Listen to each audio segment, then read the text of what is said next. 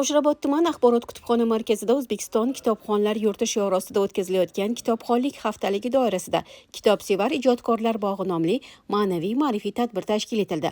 Unda Pushkin nomidagi Samarqand viloyat axborot kutubxona markazi mutasaddilari, tuman hokimligi vakillari va keng jamoatchilik, ijodkorlar, adabiyot ixlosmandlari ishtirok etdi.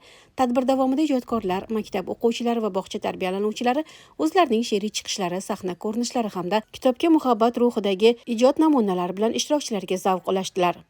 Hozir bizning Qo'shrabot tuman axborot kutubxona markazimizning xodimlari tomonidan Kitobxon ijodkorlar yurti, Kitobxon ijodkorlar bog'i mavzusida shu yoshlar markazining xiyobonida kitobxonlik ijodkorlar bilan uchrashuv o'tkazildi. Bu kitobxon haftaligi nafaqat kutubxonachilarni va men o'ylaymanki, albatta O'zbekiston aholisini bayrami deb o'ylayman. Sababi bu yerda barcha yosh kitobxonlar va qolaversa jajji bolajonlarimiz ham bu tadbirlarda faol ishtirok etmoqda.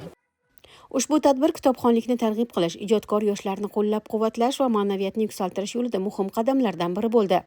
Respublikamizda 21 apreldan 27 aprelgacha O'zbekiston kitobxonlar yurti shiori ostida o'tkazilayotgan kitobxonlik haftaligi tadbirlari bizning Qo'shrabot tumanida ham keng miqyosda amalga oshirilmoqda.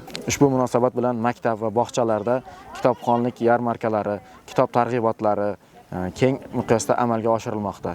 Bunday tadbirlarning keng miqyosda amalga oshirilishi yoshlarimizning kitobga bo'lgan muhabbatlarini yanada kuchaytirishi mumkin. Kitob tafakkur xazinasi, u bilan do'stlashish kishini nafaqat yuksaltiradi, balki unga jahonni tanitadi, hamrohlik qiladi, ezgulikka yetaklaydi.